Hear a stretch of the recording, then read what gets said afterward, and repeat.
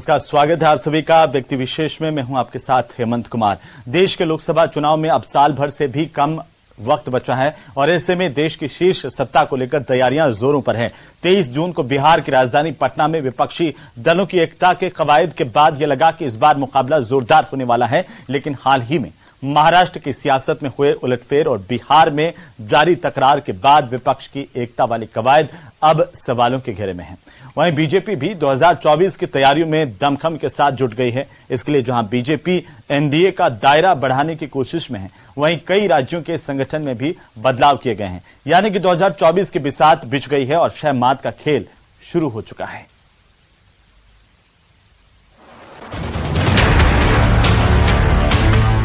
पटना में गठजोड़, मुंबई में टूट,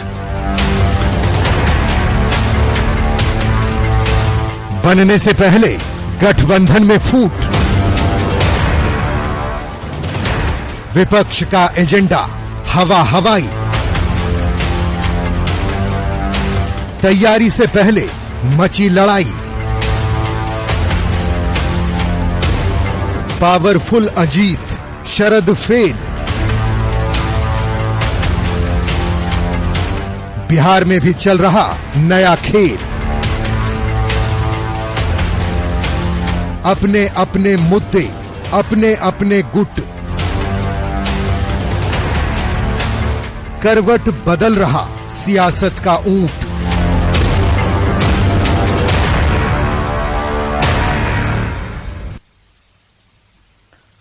तो मोदी हटाओ एजेंडे के साथ 23 जून को पटना में 17 से ज्यादा विपक्षी दलों की एक बड़ी बैठक हुई। लेकिन इस बैठक के ठीक 10वें दिन महाराष्ट्र में कुछ ऐसा हुआ कि देश की सियासत में भूचाल आ गया। ये खास रिपोर्ट देखिए।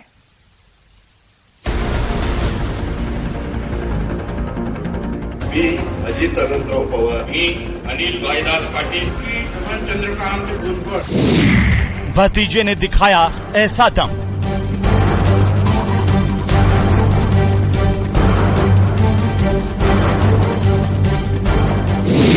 चाचा का पावर हो गया कम।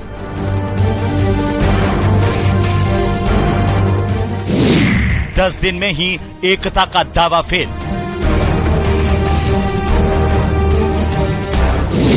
महाराष्ट्र में हो गया बड़ा खेल।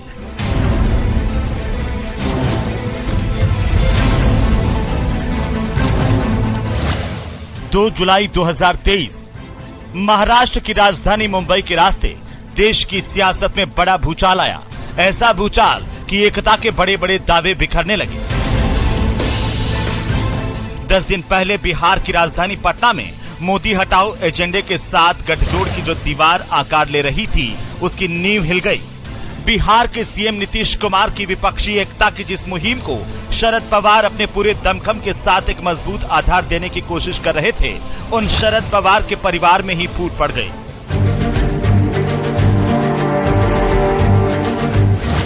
वो भी ऐसी वैसी नहीं। भतीजे अजीत पवार के साथ शरद पवार के वफादार माने जाने वाले प्रफुल्ल पटेल, छगन भुजबल और दिलीप वसले पाटिल समेत 30 से ज्यादा विधायकों ने राज्य की बीजेपी शिंदे सरकार से हाथ मिला लिया।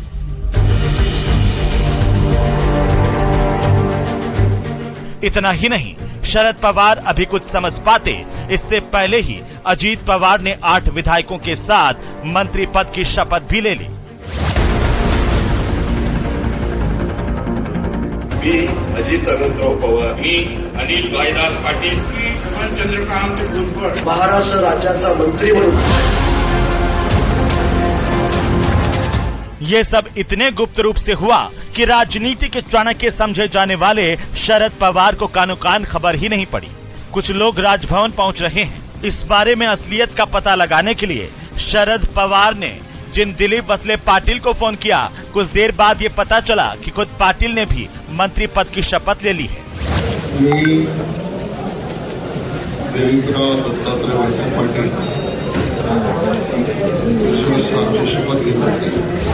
इतना ही नहीं, शपथ समारोह में प्रफुल्ल पटेल की मौजूदगी ने पवार को और तगड़ा झटका दिया, क्योंकि इस घटनाक्रम के कुछ दिन पहले ही शरद पवार ने संगठन में फेरबदल के दौरान अजीत पवार की अनदेखी कर प्रफुल्ल पटेल को कार्यकारी अध्यक्ष बनाकर अपनी बेटी सुप्रिया सुले के बराबर बिठाया था। अजीत पवार के पाला बदलते ही आरोपों प्रत्यारोपों का दौर भी शुरू हो गया। शरद पवार ने अजीत को खोटा सिक्का करार दिया और दावा किया कि अजीत और कई विधायकों ने उनका साथ भले ही छोड़ दिया है, लेकिन जनता उनके साथ है। शरद पवार ने दावा किया कि वो फिर से अपनी पार्टी खड़ी करेंगे। वहीं शरद पवार ने यह भी कहा कि जांच के डर से इन लोगों ने बीजेपी से हाथ मिलाया है। पार्टी को खेस हटाने का काम कुछ साथियों ने किया, इससे फिर मजबूती से पार्टी को खड़ा करना, आगे ले जाना और अच्छी स्थिति पर लाना, ये मानसिकता हमारे सभी साथियों की थी। Central government, Bharatiya Janata party के नेतृत्व में चलने वाला अपोजिशन को दबाव लाने के लिए, वीक करने के लिए ईडी, सीबीआई और सेंट्रल एजेंसी इसका इस्तेमाल जगह जगह पर कर रहे। इधर डिप्टी सीएम बनने के बाद अजीत पवार ने पीएम मोदी की जमकर तारीफ की। अजीत पवार ने कहा कि पीएम मोदी के नेतृत्व में देश में विकास की नई गाथा लिखी जा रही है और वो देश के साथ साथ महाराष्ट्र के विकास के लिए बीजेपी के साथ आए हैं। उन्होंने शरद पवार को उनकी उम्र का हवाला देते हुए नसीहत भी दी और आशीर्वाद भी मांगा। मित्रांनो, माझी तुम्हाला विनंती आहे, आमच्या वरिष्ठांना विनंती आहे की त्यांनी थोडा आराम करावा, एवढा हट्टीपणा करू नये।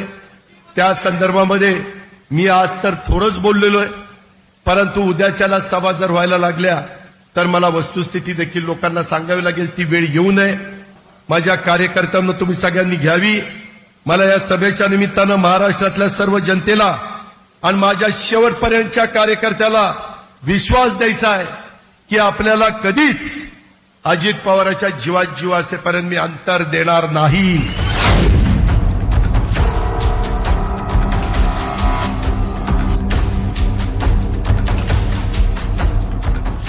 एनसीपी के कार्यकारी अध्यक्ष प्रफुल्ल पटेल ने भी बीजेपी के साथ जाने के फैसले का समर्थन किया। प्रफुल्ल पटेल ने साफ कहा कि जब वे लोग शिवसेना के साथ सरकार बना सकते हैं तो बीजेपी के साथ सरकार बनाना भी कोई गलत नहीं है।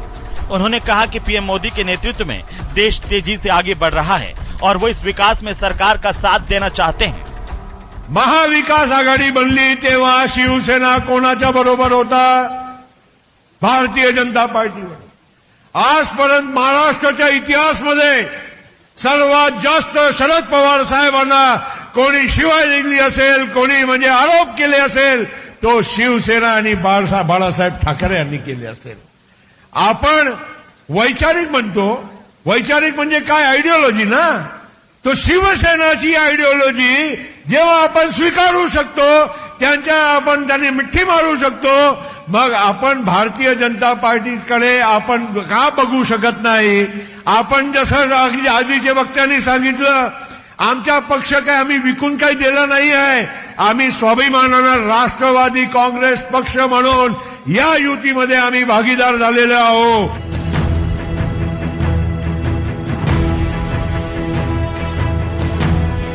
वैसे तो शरद पवार समेत सारा विपक्ष अजीत पवार के बीजेपी में साथ जाने के पीछे सीबीआई और ईडी का डर बता रहा है, लेकिन ये भी सच है कि शरद पवार के अपने परिवार में असंतोष की आग बहुत पहले से ही सुलग रही थी। महाराष्ट्र के विधानसभा चुनाव के समय जब बीजेपी और शिवसेना में सीएम पद को लेकर तनातनी हुई थी, तब भी अजीत पवार ने बीजेपी के साथ हाथ मिलाया था और आनन फानन में डिप्टी सीएम के पद की शपथ भी ली थी। तब शरद पवार ने बीजेपी और अजीत पवार को झटका देते हुए इस गठजोड़ की कोशिश को नाकाम कर दिया था। नतीजा देवेंद्र फडणवीस को इस्तीफा देना पड़ा था। तब से ही बीजेपी मौके की तलाश में थी कि एनसीपी को कैसे तोड़ा जाए। मौका भी खुद शरद पवार ने ही दिया, जब पिछले दिनों उन्होंने एनसीपी के राष्ट्रीय अध्यक्ष के पद से पहले इस्तीफा दिया और फिर कार्यकर्ताओं के दबाव का हवाला देकर इस्तीफा वापस भी ले लिया। इतना ही नहीं, कुछ दिनों बाद ही शरद पवार ने पार्टी के संगठन में बड़ा फेरबदल करते हुए अपनी सांसद बेटी सुप्रिया सुले के साथ प्रफुल्ल पटेल को भी पार्टी के कार्यकारी अध्यक्ष की जिम्मेदारी सौंप दी। खुद को शरद पवार का स्वाभाविक उत्तराधिकारी मानने वाले अजीत पवार को ये बात बड़ी नागवार गुजरी। हालांकि शरद पवार ने कहा कि अजीत पवार पहले से ही विधानसभा में नेता प्रतिपक्ष का पद संभाल रहे हैं, इसीलिए उन्हें कोई नई जिम्मेदारी नहीं दी गई। लेकिन पवार का ये तर्क अजीत पवार के गले नहीं उतरा और वे मौके की तलाश में लगे रहे। हाँ, वो ये जरूर जानते थे कि जल्दबाजी में उठाया गया कोई भी कदम पिछली बार जैसा भारी पड़ सकता है, इसीलिए उन्होंने इस बार फूंक फूंक कर कदम रखा। वे बराबर बीजेपी के संपर्क में तो रहे ही, प्रफुल्ल पटेल, छगन भुजबल, दिलीप वलसे पाटिल समेत पार्टी के कई वरिष्ठ नेताओं से भी लगातार मंत्रणा करते रहे और आखिरकार पुख्ता तैयारी के बाद शरद पवार को ऐसा झटका दे दिया जिससे उबरना शायद शरद पवार के लिए बिल्कुल भी आसान नहीं होगा। एनसीपी में हुई ये बड़ी टूट, इसने न सिर्फ महाराष्ट्र की सियासत की दिशा और दशा बदल दी है, बल्कि इस बड़े सियासी घटनाक्रम का पूरे देश की सियासत पर भी दूरगामी प्रभाव होगा।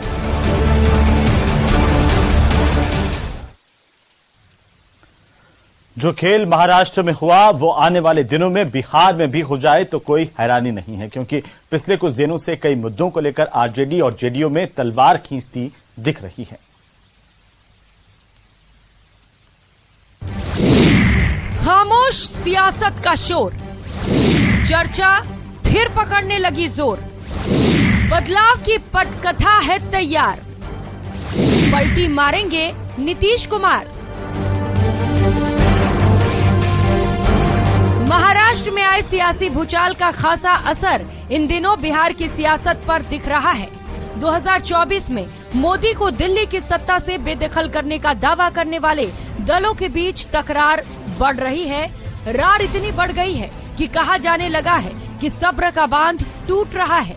लेकिन इस सियासी शोर के बीच एक शख्स पूरी तरह खामोश है और उसकी इस खामोशी के कारण ही चर्चाओं ने जोर पकड़ लिया है।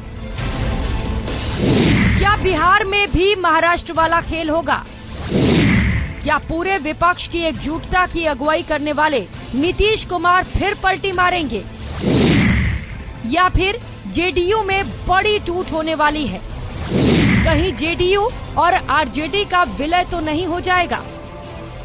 पिछले कुछ दिनों से बिहार की सियासत में इस तरह की चर्चा आम हो चली है, लेकिन इन चर्चाओं के बीच बिहार के सीएम नीतीश कुमार ने इन दिनों खामोशी की चादर ओढ़ रखी है। लेकिन इसका मतलब ये बिल्कुल नहीं कि वो चुप बैठे हैं। वो खामोशी के साथ न सिर्फ पूरे हालात पर नजर रख रहे हैं, बल्कि पूरी संजीदगी से जनता की नब्ज टटोल रहे हैं। नीतीश चौकन्ने हैं। आने वाली सियासत की तैयारियों के बहाने ही उन्होंने अपने विधायकों, सांसदों को विश्वास में लेना शुरू कर दिया है। इसके लिए उन्होंने सभी सांसदों और विधायकों से मुलाकात की और अपने प्रति उनकी राय जानी। इतना ही नहीं, राज्य और देश के हालात पर भी उनसे चर्चा की गई। इस बीच जो सबसे हैरान करने वाली मुलाकात रही वो रही सीएम नीतीश कुमार और राज्यसभा के उपसभापति हरिवंश के बीच। ये मुलाकात इतनी गुप्त थी कि मीडिया को भी इसकी भनक तक नहीं लग पाई। हरिवंश दिल्ली से पटना आए, सीएम नीतीश कुमार के साथ तकरीबन 2 घंटे तक बातचीत हुई और फिर वापस दिल्ली भी लौट गए।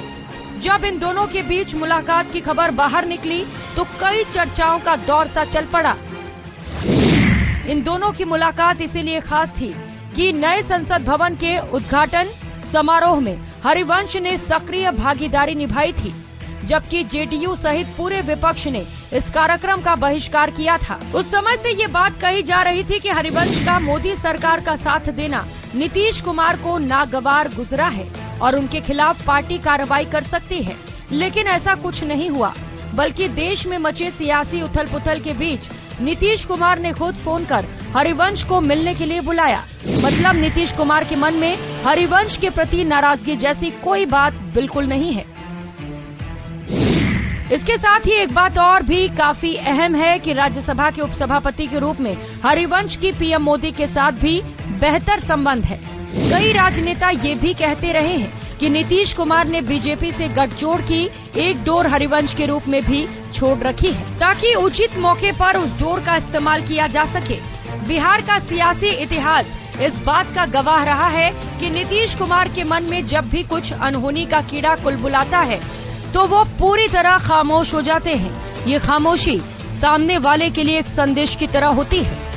सीएम नीतीश कुमार इस बार भी खामोश हैं। इसके अलावा पिछले दिनों नीतीश कुमार पर ये आरोप लगने शुरू हो गए थे कि अब वो 2-4 नेताओं की ही बात सुनते हैं। ऐसे में उन्होंने सांसदों, विधायकों से 1-to-1 संवाद कर इन आरोपों पर भी विरोधियों को जवाब दिया है। उन्होंने अपने नेताओं कार्यकर्ताओं को ये मैसेज देने की कोशिश की कि उन्हें पूरी तवज्जो दी जा रही है और नीतीश कुमार जो भी फैसला लेंगे उनकी आकांक्षाओं और हितों के रूप में ही होगा। ये मैसेज सिर्फ अपने नेताओं कार्यकर्ताओं के लिए ही है, ऐसा बिल्कुल नहीं है। वो अपने सहयोगी दलों के साथ साथ दूसरे दलों को भी ये बताना चाह रहे हैं कि पार्टी पर उनकी पकड़ अभी पूरी तरह से बरकरार है। रही बात सहयोगी आरजेडी की, तो सीएम ने अपनी खामोशी से आरजेडी को बैकफुट पर ला दिया है। पिछले कई दिनों से शिक्षा विभाग में कामकाज को लेकर राज्य के शिक्षा मंत्री और आरजेडी कोटे के मंत्री चंद्रशेखर और शिक्षा विभाग के अपर मुख्य सचिव आमने सामने हैं। दरअसल शिक्षा विभाग की कमान संभालते ही के पाठक ने कई फैसले किए जो मंत्री चंद्रशेखर के मन के मुताबिक नहीं थे, जिसके बाद दोनों के बीच तनातनी शुरू हो गई। ये घमासान उस समय परवान पर आ गया जब के पाठक के रवैये से नाराज होकर शिक्षा मंत्री के निजी सचिव कृष्ण नंदन यादव ने 4 जुलाई को मंत्री जी की ओर से एक शिकायती पत्र के पाठक को लिखा और उनके कामकाज के तरीके पर ही सवाल खड़े कर दिए। के पाठक को लिखे गए शिकायती पत्र का नतीजा ये निकला कि उन्होंने अगले दिन से शिक्षा विभाग के सभी दफ्तरों में कृष्ण नंदन यादव की एंट्री पर बैन लगा दिया। तिलमिलाए शिक्षा मंत्री आरजेडी के सुप्रीमो लालू यादव से मिले। लालू ने उन्हें नीतीश के पास भेज दिया। नीतीश ने के पाठक को पूरी फाइल के साथ अपने आवास पर बुला लिया। सीएम नीतीश के साथ दोनों की बैठक के बाद विवाद थमता दिख रहा था, लेकिन महागठबंधन के नेता ही इस मामले को लेकर एक दूसरे पर वार पलटवार का मौका नहीं चूक रहे हैं। आरजेडी के कई नेता खुलकर मंत्री चंद्रशेखर के समर्थन में आ गए हैं, जबकि जेडीयू के नेता के पाठक के पक्ष में खड़े हो गए हैं। इस प्रकरण में उस समय बवाल और ज्यादा बढ़ गया जब लालू प्रसाद के खासम खास माने जाने वाले आरजेडी एमएलसी सुनील कुमार सिंह ने सीधे सीएम नीतीश कुमार पर ही हमला बोल दिया। सुनील कुमार सिंह ने कहा कि पूरे प्रकरण में नीतीश कुमार का ही हाथ है। उन्होंने कहा कि जिस मंत्री को प्रताड़ित करना होता है वहां नीतीश कुमार के पाठक को लगा देते हैं। तो देखिए, यह बिल्कुल सही नहीं है। इस राज्य के विकास के लिए अवरुद्ध होगा इस काम को। और देखिए, ऐसे भी आप जानते हैं कि कोई भी जो राज्य सरकार होती है, पूरे देश में अगर 29 राज्य है, तो प्रत्येक मुख्यमंत्री इस तरह के ईमानदार पदाधिकारियों का एक उनके पास कारवां होता है, 10-20 पदाधिकारी का, जिसको वेपन्स के रूप में सरकार उपयोग करती है। वही अब जिसको उसको ले लीजिए, वेपन्स कह लीजिए। किसी मंत्री को सैतना है तो भाई उसको प्रधान सचिव ऐसा भेजा जाता है कि आप बोलिए रांची तो वो बोलेगा कराची, आप बोलिए आम तो वो बोलेगा इमली। मतलब इस तरह का सामंजस्य सामंजस्य नहीं बने, इस तरह का कार्य किया जाता है। तो भाई ये भी हो सकता है कि जो हाल के दिनों में हम लोग देख रहे थे कि हमारे शिक्षा मंत्री जी कभी रामायण महाभारत लेके शिक्षा विभाग का पुस्तक फेंक दिए, रामायण महाभारत का पुस्तिका लेके चल रहे थे, तो माननीय मुख्यमंत्री जी को हो सकता है कि अंदर से अच्छा नहीं लगा हो। कहा कि माननीय मुख्यमंत्री जी का कार्यशैली के बारे में सभी लोग जानते हैं, वो बोलते नहीं हैं, अंदर से सब कार्य करते हैं। आरजेडी की ओर से बयानबाजियों पर जेडीए ने भी जोरदार पलटवार किया। जेडीयू कोटे के मंत्री अशोक चौधरी ने कहा कि सुनील सिंह उर्फ आरजेडी के नेता हैं, उनके बयान का कोई मतलब नहीं है। लालू यादव और राबड़ी देवी क्या बोलते हैं ये महत्वपूर्ण है। जेडीयू सुनील सिंह जैसे नेताओं का नोटिस भी नहीं लेना चाहता। बहुत सीरियस नहीं लीजिए सुनील जी को, कभी कभी लाइट मूड में भी कुछ बोलते रहते हैं। सुनील जी के बयान को बहुत ज्यादा गंभीरता से लेके हमारे मित्र हैं, साथी हैं, मित्र हैं, विधान परिषद में हमारे कलीग हैं, और बहुत सीरियस लेने का नहीं है उनको। अशोक चौधरी का बयान आने के बाद सुनील सिंह पूरी तरह से बिफर गए। उन्होंने अशोक चौधरी को दल बदलू बता दिया और यहाँ तक कह दिया कि चौधरी भरोसे के आदमी नहीं है और अपने नीतीश कुमार को कभी भी धोखा दे सकते हैं। उनको बहुत तरह का अनुभव है। साबरमती के घाट पर भी धुनी रमाए, संगम घाट पर भी बैठकर धुनी रमाए और गंगा घाट पर भी बैठकर धुनी रमा रहे हैं। तो उनका जो अनुभव है वैसा अनुभव वाला, कूद फान करने वाला, जिधर मिल गया खीर उधर फिर गए, वैसा कार्य हम लोग नहीं करते हैं। अशोक भैया भी जानते हैं, कहा कि हमने अपने आंख से उनको माननीय लालू प्रसाद जी का पैर पकड़ते देखा था। आप लोग भूल रहे हैं, एक बहुत बड़े सहकारिता नेता हुआ करते थे उस क्षेत्र से, राजू सिंह उनका नाम था, उनका हत्या हो गया था। उसमें हम नहीं जानते हैं कि कौन शरीक थे कौन नहीं थे, लेकिन लोगों ने कहा कि इनका भी हाथ खून से रंगा हुआ है। तो भाई हमने अपने आंखों से उनको पैर पकड़ते देखा है माननीय लालू प्रसाद जी का। बिहार के सियासी जानकारों की माने तो पिछले कई दिनों से नीतीश कुमार दबाव में हैं। माना जा रहा है कि उनके ऊपर सहयोगी दल आरजेडी का इस बात को लेकर बड़ा प्रेशर है कि वो तेजस्वी यादव की सीएम पद पर ताजपोशी कर देश की राजनीति करें। बिहार में बीजेपी और दूसरे दलों के नेता भी ऐसा ही आरोप लगाते रहे हैं। कभी नीतीश को पीएम मटेरियल बताने वाले उपेंद्र कुशवाहा तो कह रहे हैं कि लालू प्रसाद अपने बेटे तेजस्वी यादव को मुख्यमंत्री बनाने के लिए ही नीतीश के साथ आए हैं। उनके बेटे को मुख्यमंत्री बनाने में जितनी देर हो रही है, उनके मन की घबराहट उतनी ही बढ़ती चली जा रही है। इसीलिए महागठबंधन में इतना विवाद हो रहा है और नीतीश कुमार के साथ आरजेडी के लोग ऐसा व्यवहार कर रहे हैं। लालू यादव जी ने दोस्ती की नीतीश जी से। कोई नीतीश जी को प्रधानमंत्री बनाने के लिए या जेडीयू मजबूत हो, नीतीश जी आगे बढ़े, इस बात के लिए थोड़े। अपने बेटा को मुख्यमंत्री बनाना है, बस यही है उनका एकमात्र उद्देश्य, और इसके लिए गठबंधन हुआ है।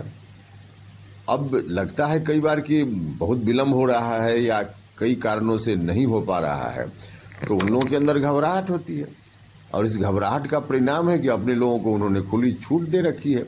हालांकि कुछ हद तक नीतीश की खामोशी और रेलवे में नौकरी के बदले जमीन के मामले में जारी चार्जशीट में तेजस्वी यादव का नाम आने से आरजेडी बैकफुट पर है। लेकिन इसका मतलब ये नहीं कि बिहार की सियासत में शांति छाने वाली है, बल्कि सच तो ये है कि तकरार और बढ़ने वाली है। कई लोग जहां बिहार में महाराष्ट्र वाले खेल का दावा कर रहे हैं और कह रहे हैं कि जेडीयू में बड़ी टूट होगी और बिहार में बीजेपी के सहयोग से सरकार चलेगी, लेकिन जेडीयू को बीजेपी से ज्यादा डर आरजेडी का सता रहा है, क्योंकि बिहार विधानसभा के ताजा समीकरण के अनुसार आरजेडी के पाले में अगर सिर्फ 9 विधायक आ जाएं, तो वो जेडीयू के बिना भी सरकार बना सकता है। हालांकि जेडीयू के 2/3 विधायक टूटकर आरजेडी के साथ आ जाएं, ये तो फिलहाल नहीं दिख रहा है। लेकिन आरजेडी के पक्ष में एक बात ये है कि अभी विधानसभा अध्यक्ष का पद आरजेडी के पास है। ऐसे में अगर जेडीयू के 9 विधायक टूट जाते हैं, तो आरजेडी दल बदल पर फैसला कई महीनों तक टालकर तेजस्वी यादव को सीएम के पद पर बैठा सकता है।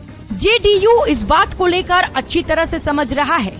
यानी एक बात समझ लीजिए कि चंद्रशेखर और के पाठक का विवाद तो एक बहाना है। एक दूसरे को मात देने का खेल कई दिनों से चल रहा है, और इस खेल में ही ऐसा कोई खेल हो सकता है जो सियासी पंडितों को हैरान कर सकती है।